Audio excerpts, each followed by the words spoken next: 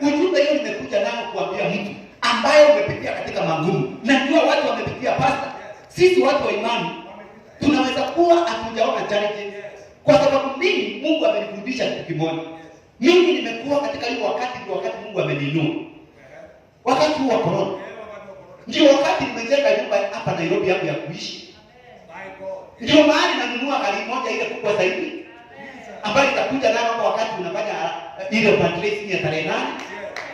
Bwana Yesu asifiwe. Katika huo wakati mimi sitaki nikuelezee experience ya maisha yangu nione ni kama sisi wote tunapitia hapo. Hapana, lazima nikuwe na hekima. Ninajua kuna watu wamepitia katika mambo. Imani yangu iliweza kuniwezesha wakati huu wa kuchukua, ndio wakati Mungu anabariki wale walio na imani. Bwana Yesu asifiwe.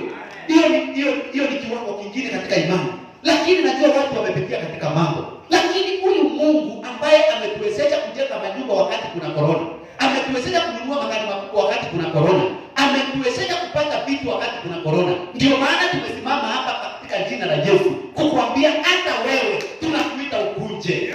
Wakati huu wa shida tunakuita ukuje. Ukaweza kuungana na sisi katika jina la Yesu Kristo.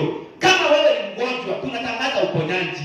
Kama wewe uko na shida ya akili, tunatangaza hiyo shida inaondoka katika jina la Yesu Kristo. Kama umepitia mambo katika familia yako, tunatangaza amani katika familia yako. Kama umepitia shida, tunatangaza ya kwamba hautateseka tena katika jina la Yesu Kristo. Tunavunja madhabahu ya umaskini katika maisha yako na Mungu anaenda kukuregeshea katika jina la Yesu Kristo. Unajua Mungu akiregeza unafanya nini? Kama mtumishi wa Mungu atakapokuregeshea, wacha kusema unakuja ndio najua utaendesha gari nzuri, najua utakuwa na familia nzuri, najua utakuwa na watoto wazuri, najua utakosa rent, najua utakosa kujenga nyumba yako, lakini utaendelea kumtumikia Bwana. Ni kwa sababu anaporegeza, unapoendelea kumtumikia, ukimtumikia na yeye anaendelea kufanya nini? Ukimtumikia na yeye anaendelea kufanya nini? Na kuregesha. Bwana Yesu asifiwe. Ndio maana uendelee na kutumikia zaidi. Bwana Yesu apewe sifa. Kwa hivyo Bwana anaturegezea ili tukaweze kumtumikia na hizi vitu ambazo tuko nazo. Bwana Yesu asifiwe. Bwana akikupea gari, hiyo gari ni yako. Kama pengine pastor wako amekupigia simu akakwambia nataka kukimbia town kuhubiri, unaenda nayo unamkimbiza bio. Si unamwambia pastor niko busy na saa hiyo wewe umepaka gari yako kwa nyumba ama unaenda kwa vitu za ulimwengu. Bwana asifiwe. Bwana anapokuregeshea katika nyumba yake, anataka umtumikie na chochote anafanya nini? Anaregeza. Ukinunua suti mpya, wacha kwenda kuonyesha watu wa ulimwengu. Inua mikono, ambia Bwana hata hii suti nimevaa, kama sio wewe sijui ningefanya nini. Usione ati sasa wewe umefika. Bwana akikupatia hata kama ni nyumba mpya, inua mikono katika hiyo nyumba ili ukaweze kufanya nini? Kumtukuza Bwana. Hiyo ndio maana tumeitwa siku ya leo kukuambia mtumishi wa Mungu, ama wewe ambao umeokoka, usikupe imani siku ya leo. Ni wakati wako wa kucheka. Ni kwa sababu Bwana ataenda kukuregeshea katika jina la Yesu Kristo, mwana wa Mungu aliye hai. Bwana asifiwe. Na kwa hivyo ningependa nisome mistari miwili mitatu. Ndio maana nikuonyeshe kuna watu katika Biblia pastor walipitia katika mambo na wakadhani Mungu hayuko upande wao.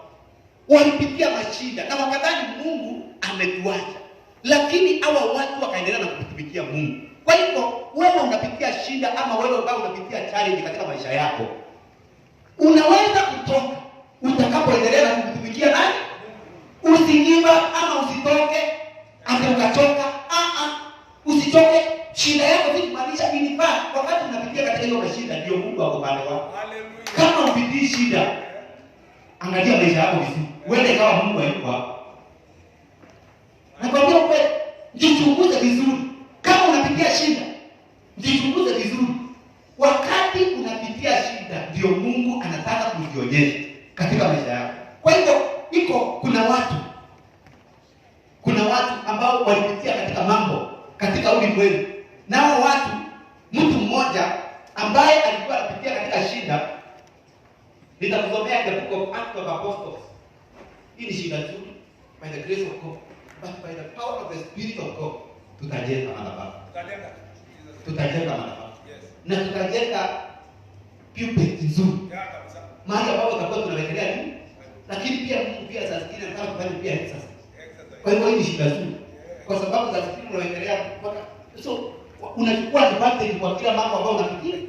Bwana Yesu asifiwe. Amen. Nataka tusome in the book of Acts of Apostles. I want us to read verse chapter 3 from verse 1.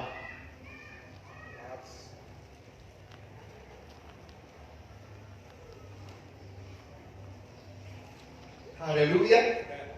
Ambia jirani yako, Bwana anakurejeshea. Ambia jirani yako, mwambie Bwana anakurejeshea.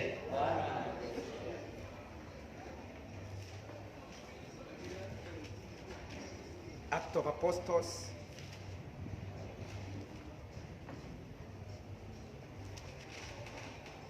chapter 3 from verse 1. One day, Peter and John were going to the temple at the hour of prayer. One day, Peter and John were going to the temple at the hour of prayer. Masaa ya kufanya nini?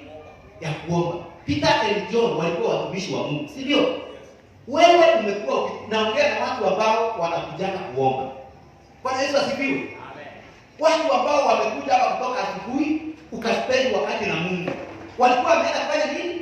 Kuomba.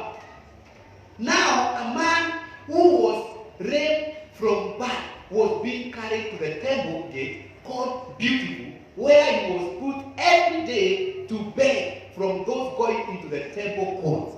When he saw Peter and John about to enter, he asked them for money. Peter looked straight at him as did John. Then Peter said, "Look at us." Bwana Yesu asifiwe. Look at us. So the man gave them his attention, expecting to get something. Bwana Yesu asifiwe. Today, I have people in this church who have come in the presence of God. And in the presence of God, there is always the goodness of God. These men were going to the house of God to do what? To pray. They are meeting with a man. This man was, the Bible says, now a man was raped from birth. From birth, since he was born. Kia jirani yako mwambie, shukuru Mungu, wewe unatembea. At least shida yako si kubwa sana. Bwana Yesu asifiwe. Shida yako si kubwa. Mama, baba, uko karibu kukataa kumtumikia Mungu ni kwa sababu ya shida ambazo unapitia. Wewe unajua unafanya nini? Unasikia mtu alikuwa hajatembea tangu alipozaliwa. Tangu alipozaliwa, wewe shida yako ni chakula tu. Shida yako ni mavazi tu. Shida yako ni kulipa rent. Shida yako tu ni ugonjwa kidogo ambao unakuja unapotea. Hai! Kuna watu walipitia mambo. Lakini nataka nikwambie, haijalishi ni hali gani, Bwana anapokuja kukurejeshea. Pastor, unahitaji tu kuamini. Bwana anapokuja nini? Kufanya nini? Hebu tusikie huyu mtu alikuwa hajatembea. Kila siku anakaa tu pale. Anangojea Mungu. Tafadhali nipe. Ana tumaini katika maisha. Lakini kuna wahubiri ama watumishi wa Mungu kama vile pastor siku ya leo amekuja akasimama hapa. Yeye peke yake, Mungu anapotaka kubadilisha maisha yako atakutumia mtu. Bwana Yesu asifiwe. Mungu anapoanza kubadilisha maisha yako atakutumia nani? Ndio maana huwezi kudharau mhubiri ama mtumishi wa Mungu atakaposimama kwa madhabahu. Ni kwa sababu gani? Yeye ndio ufunguo ameambiwa na Mungu, patia huyu brother, sister ufunguo. Ndio mbingu yake